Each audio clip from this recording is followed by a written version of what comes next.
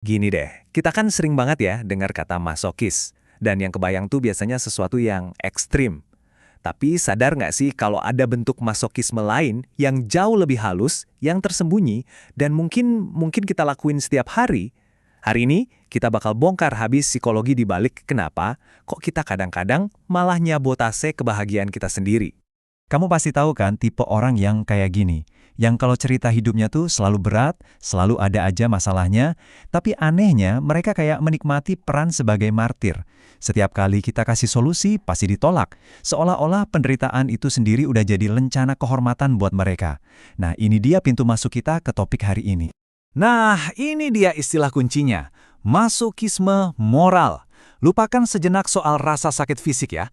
Ini semua tentang kebutuhan psikologis yang nggak kita sadari untuk menderita secara emosional.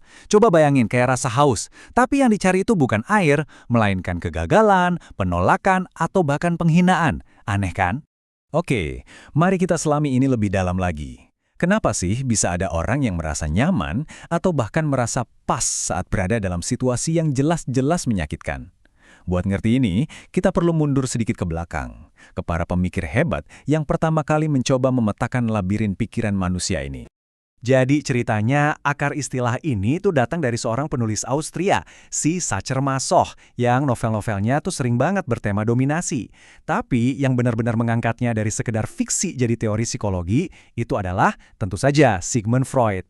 Nah, setelah itu pemikir lain kayak Adler dan Horney ikut nyempurnain teorinya. Mereka bilang ini bukan cuma soal dorongan dari dalam diri, tapi juga soal cara kita ngerespons tekanan dari dunia luar. Menurut Freud, ada 3 jenis. Yang pertama, erotogenik. Ini yang berhubungan sama sensasi fisik. Yang kedua, feminin. Sebuah istilah yang sekarang sih udah dianggap ketinggalan zaman dan seksis ya, yang dia kaitkan dengan kepasifan. Tapi, fokus utama kita hari ini ada di tipe ketiga, yaitu masokisme moral.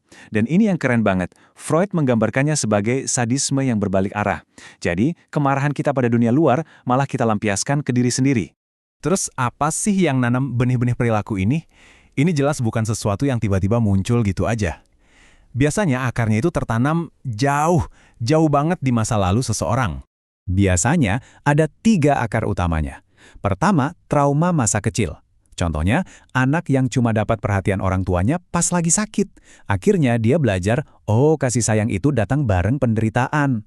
Kedua, rasa bersalah yang mendalam, yang bikin ada dorongan buat terus-menerus menebus dosa. Dan yang ketiga, ini yang paling gak terduga. Ini adalah sebuah bentuk kontrol.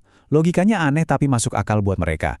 Kalau penderitaan itu pasti datang, ya mendingan gue yang ciptain sendiri deh daripada nunggu disakitin dunia secara nggak terduga.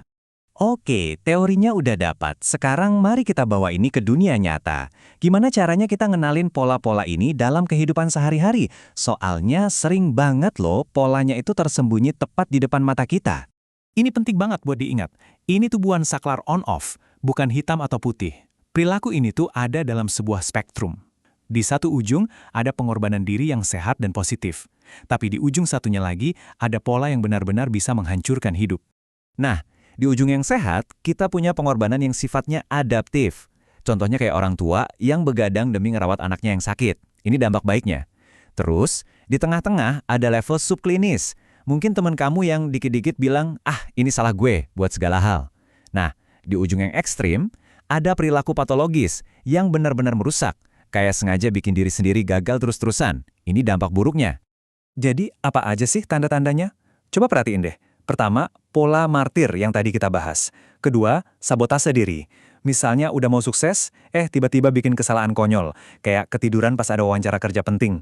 Ketiga, mereka ini susah banget nerima kebaikan atau pujian, kayak ngerasa nggak pantas. Dan yang paling kelihatan, mereka tuh kayak magnet buat hubungan-hubungan yang toksik.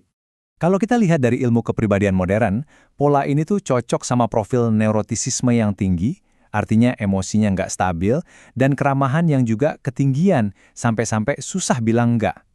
Dan ini yang paling mengejutkan, beberapa peneliti sekarang bahkan memasukkan masokisme moral ini sebagai sisi keempat dari Dark Triad, dan menyebutnya Dark Tetrad. Kenapa? Karena sama kayak narsisme atau psikopati, ini adalah cara yang keliru untuk mengelola emosi dan hubungan. Bedanya, targetnya adalah diri sendiri. Penting juga buat dicatat, pola ini tuh jarang datang sendirian. Dia sering banget gandengan tangan sama masalah lain, kayak depresi berat, kecemasan, BPD, atau bahkan penyalahgunaan obat-obatan. Jadinya, penderitaan itu jadi kayak lingkaran setan yang saling nguatin satu sama lain. Oke, kita udah tahu apa itu masokisme moral, dari mana asalnya, dan gimana cara ngenalinnya. Sekarang, pertanyaan paling penting, bisa nggak sih siklus penderitaan ini dihentikan? Jawabannya, tentu saja bisa. Mari kita lihat gimana caranya. Tentu, ada jalur bantuan profesional ya. Ada terapi psikodinamik buat ngali akar masalah di masa lalu, atau CBT yang lebih praktis buat ngubah pola pikir sekarang. Tapi ada juga loh langkah-langkah ampuh yang bisa kita mulai sendiri hari ini juga. Dan ini yang akan kita fokuskan sekarang. Langkah pertama dan paling fundamental adalah belajar misahin diri kamu dari suara negatif di kepala. Tahu kan, suara yang terus-terusan bisikin kalau kamu itu nggak cukup baik, atau kalau kamu itu pantas dihukum. Ini dia kalimat saktinya. Daripada bilang ke diri sendiri, saya nggak pantas dapat ini. Coba ganti jadi, pikiran saya lagi mencoba. Kerasain bedanya? Perubahan kecil ini langsung menciptakan jarak. Kamu bukan pikiranmu, kamu adalah pengamat dari pikiranmu, dan itu ngasih kamu kekuatan buat nggak nurutin perintahnya. Oke, teknik kedua. Mari kita coba jadi auditor buat semua pengorbanan yang kita lakukan. Coba deh periksa lagi, motif dibalik semua tindakan baik hati kamu itu apa? Apakah kamu berkorban karena tulus, karena cinta, atau karena kamu takut merasa bersalah kalau nggak melakukannya? Coba deh, tanyain pertanyaan ini ke diri sendiri lain kali kamu ngerasa harus ngebantuin seseorang. Mulai dari hal kecil, coba latihan bilang enggak. Lihat apa yang terjadi. Percaya deh, dunia nggak akan runtuh. Ini adalah latihan buat ngebangun lagi batasan diri yang sehat. Nah, teknik terakhir ini mungkin yang paling dalam dan menyentuh. Namanya self-parenting. Intinya adalah kita memberikan kebaikan dan belas kasih kepada diri sendiri yang mungkin dulu nggak kita dapatkan waktu kecil. Kita belajar jadi orang tua yang bijak dan penuh kasih buat diri kita sendiri. Prosesnya sederhana banget. Pas kamu bikin kesalahan, stop. Jangan langsung maki-maki diri sendiri. Coba bayangin ada anak kecil yang bikin kesalahan yang sama. Kamu nggak bakal marahin dia kan? Kamu pasti bakal nenangin dia, bilang kalau semua bakal baik-baik aja. Nah, lakukan hal yang persis sama buat dirimu. Dan ini adalah pemikiran penutup yang paling penting. Kamu diizinkan untuk menikmati hal-hal baik. Kamu nggak perlu membayar kebahagiaan dengan penderitaan. Kamu berhak merasa baik, berhak berhasil, dan berhak dicintai tanpa syarat apapun. Kebahagiaan itu bukan utang yang harus dilunasi. Jadi, gimana? Dari semua pola yang kita bahas tadi, ada nggak yang bikin kamu nyeletuk? Wah, ini gua banget. Kalau kamu pengen kita bikinin semacam checklist buat ngenalin tanda-tanda ini di diri sendiri, coba deh tulis lanjutkan di kolom komentar.